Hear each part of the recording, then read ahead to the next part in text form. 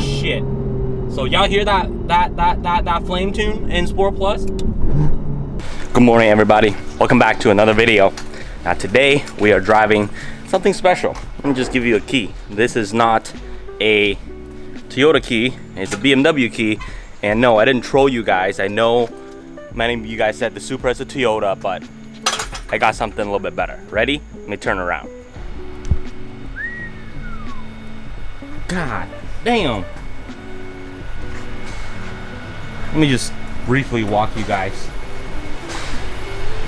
around the car before we jump in and talk a little bit more. But damn, this thing is wild. I can't even believe I'm driving this car, and this is so freaking loud. Like, it is 9 o'clock in the morning, which it's not early, it's decent time. However, I do feel bad for all the neighbors because it is extremely obnoxiously loud. And why am I struggling with the seatbelt? So we are just going to, I guess, start the car and drive off. So neighbor, if you're watching this, I am so sorry. Please forgive me, but let's start it. Ready? Let's start the car.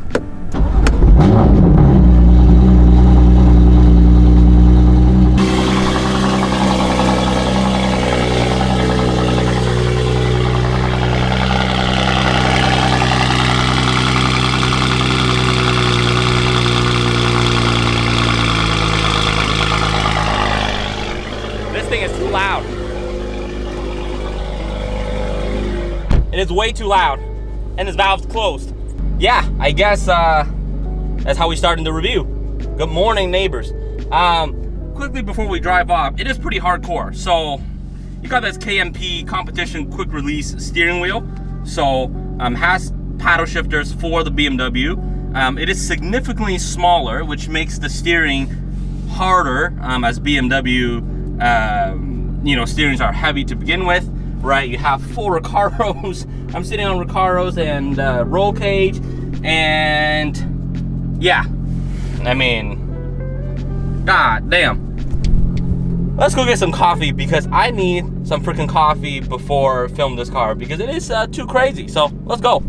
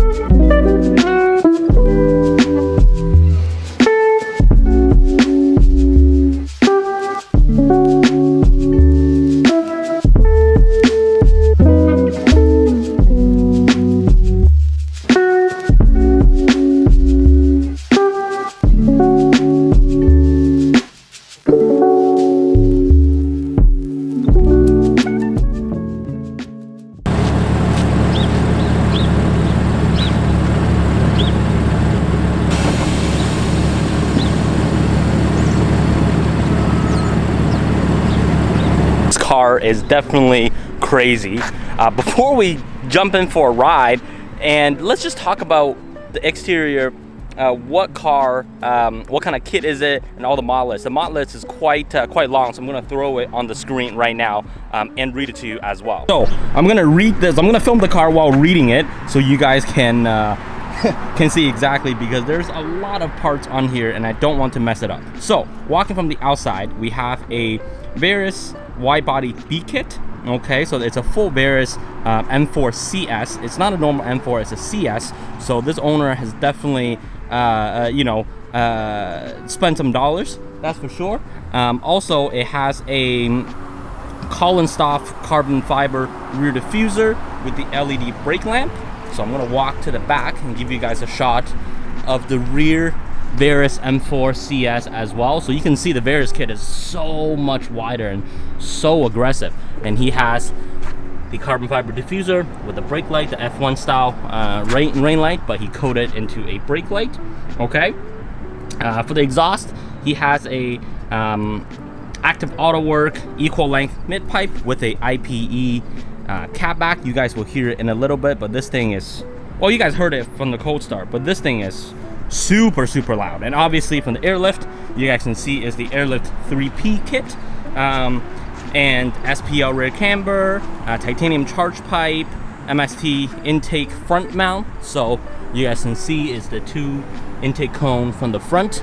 Okay, and also it has 2 Recaro pole position bucket seats, so you guys can see the full interior.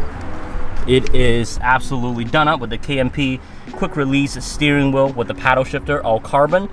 So 2 red pole position with a roll cage at the back as well, and you guys can see the airlift 3P kit right there.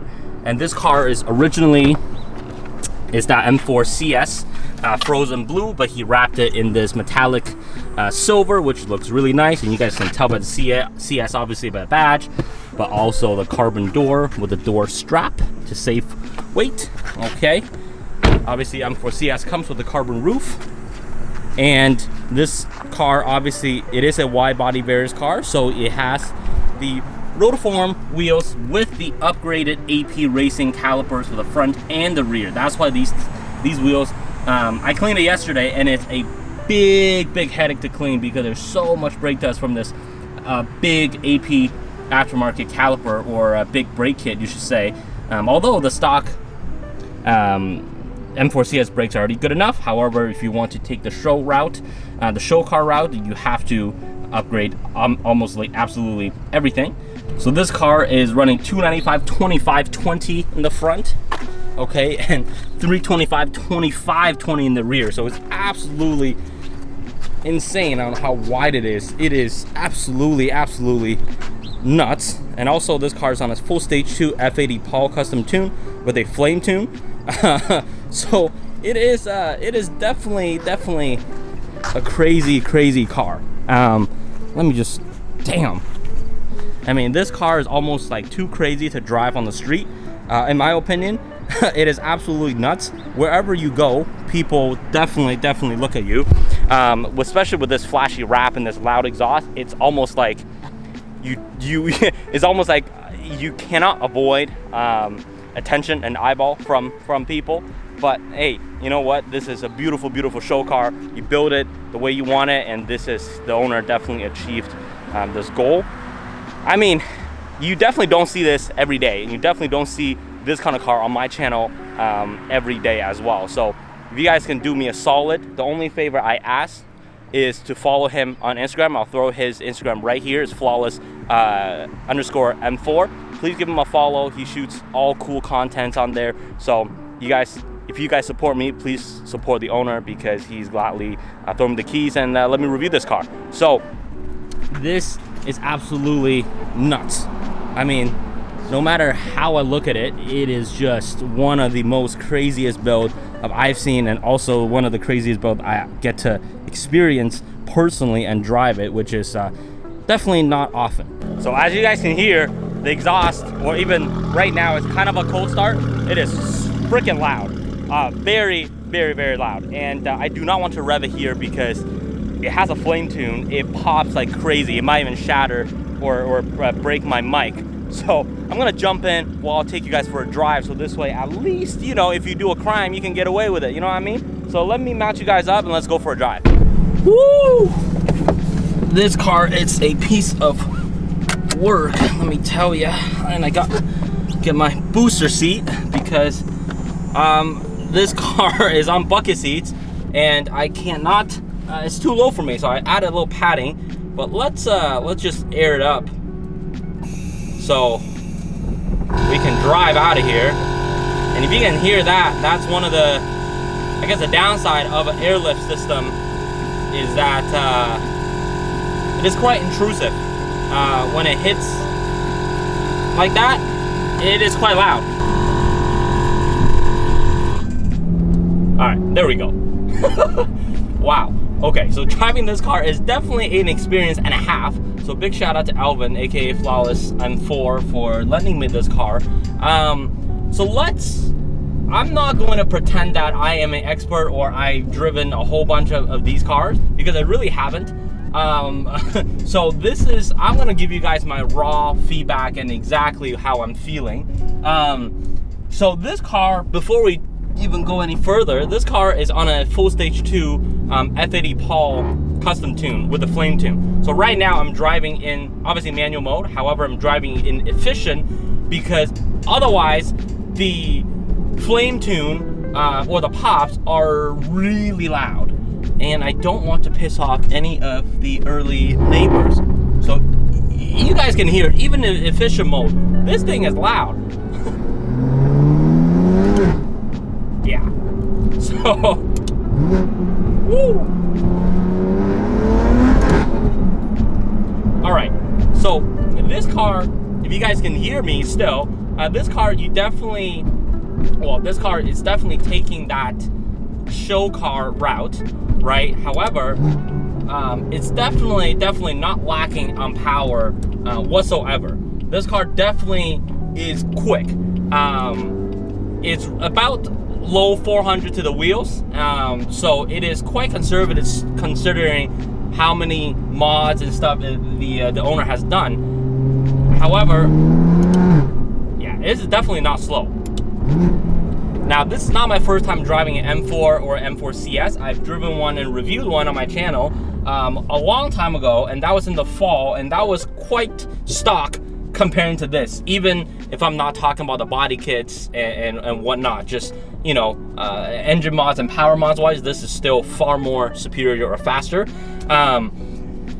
And yeah, I mean, even that car was not hooking in the fall, and right now we're in the peak of summer, and it is not hooking. But however, these wide tires but thin rubber band tires for these show look is definitely not helping. 325, 25, 20, it is wide, however very, very thin. You really don't have that much rubber to grip, and nevertheless 295, 20, and 20 in the front. So it's definitely no joke in terms of if you want to go fast, you can. However, there's just restrictions, or there's weight, you know, around it. You have to warm the tires. You have to, you know, pick up, you know, drive at your speed and all that sort of thing. However, it is definitely very, very fun to drive.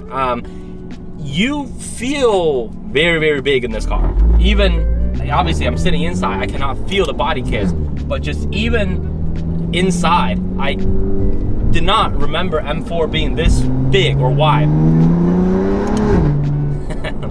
And maybe my Supra is just too tiny and I'm getting used to smaller cars, but you feel big. However, you don't feel, you know, clunky or you still feel very agile. Yeah, this intake definitely sounds good, and this exhaust is very, very loud. However, it is manageable in efficient mode. Obviously, it's louder than your other M4 CS running the same setup because it's pretty much gutted, and with the roll cage, so you hear every sort of, you know, sound bouncing off of each other. However, it is very, very fun to drive. Now, the only complaint, or not even complaint, the only thing I noticed is that this steering wheel is very, very tiny. So you really feel, well, I feel like you really got to use a lot of more force to turn just because everything is so small. These power shifter feels great though. They're very, very race car GT3 car-like. Now, it brings me to a very, very annoying thing, and maybe because I just have short fingers, because the steering wheel is a quick release, it pushes everything forwards to you. It's great for driving. However, for the turn signals and your wiper, it is extremely, extremely far in front. So every time I feel like, every time I've driven this car, I try to signal, I cannot reach it because I expect right there, but you gotta leave the steering wheel and reach in front of it. Now, I don't want to make the joke, but it's not like BMW signals anyways, right? So who cares? But please forgive me about that if you're a BMW fan. I am a partial BMW owner now too, so This car is no joke. A lot less torque, I feel like, comparing to my Supra. It has a lot more high-end power. Maybe because I'm in efficient mode, I'm gonna shut up and put it into Sport Plus, and see that way. I really don't know.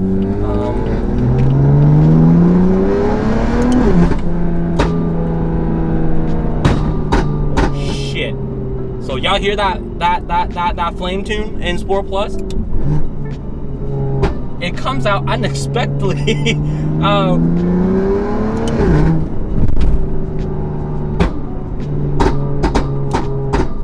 Yeah, that pops are freaking loud, and I'm sure it's shooting flames at the back.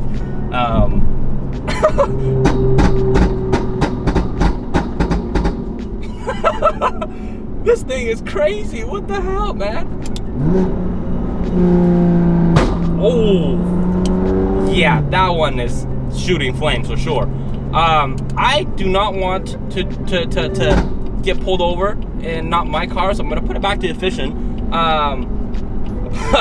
Oh my god, it is so loud. Like, my ass is literally shaking from the pop, and it comes out unexpectedly. It's not like, you know, your Supra or your other BMWs from factory burble, where you know when you let off, it goes ba ba ba ba ba. This thing, it comes out unexpectedly. It could pop, it could not, and all of a sudden you just hear a bump, and under your seat you just feel the vibration and the pop, obviously. So yeah, we're gonna drive in efficient. I have not dug deep enough in this car to exactly know how to change the flame tune, or if you can change it on the fly. So I'm not going to do that. So we're just gonna drive it and have fun, because even efficient is not slow by any means. Now, driving impression after a little bit is that I don't really feel like the airbag or on air is that much different than coilovers or springs, the traditional suspension. Maybe in higher speed or in more, you know, track or more track oriented course, maybe you'll feel it, or on the highway or an on ramp or off ramp. But just now, I feel pretty normal. It's pretty comfortable. It's not soft by any means, so that's good. You don't feel the car is floaty, but yeah, the steering is quite direct still.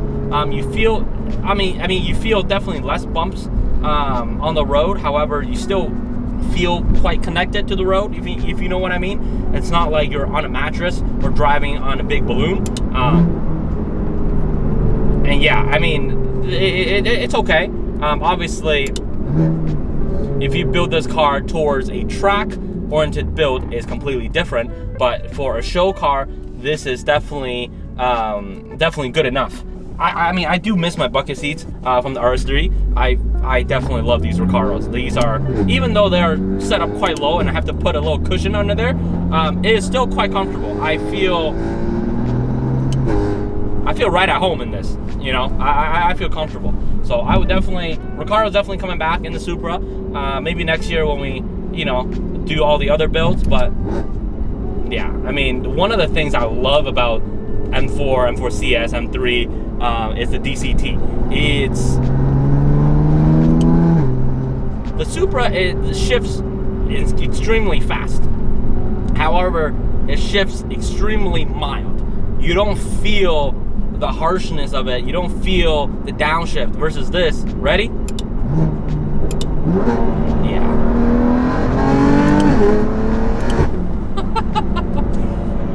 I mean, it is fun. It is definitely a fun car. It's definitely a toy to drive. Yeah, but that downshift is just... yeah. I do miss dual clutch or DCT in general. That's one of the things I've always said about,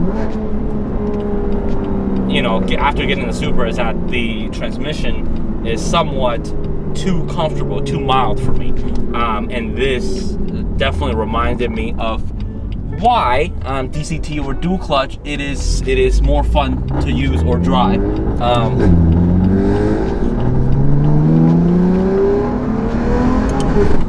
No traction. And these brakes are freaking amazing. These 6-piston AP Radical, I mean, they stop on a dime. You definitely need more force than your traditional rotors and pads. You definitely need more force to press in, but I mean, after they bite, yeah, they stop on a dime. It is great. And obviously, this car being how crazy it is and a show car, it still has pretty much everything functional. You know, you still have your AC, you still have your Apple CarPlay. Obviously, the steering wheel has been modified, so you don't have all those quick navigation buttons from the factory. But everything else you still have. It's still a very, very usable car. And now, this is definitely not a daily vehicle anymore because on how crazy it is. I mean, you can if you're crazy enough, but I mean, I wouldn't. It is, wow, you definitely feel like you're in a special place when you drive this car. It is,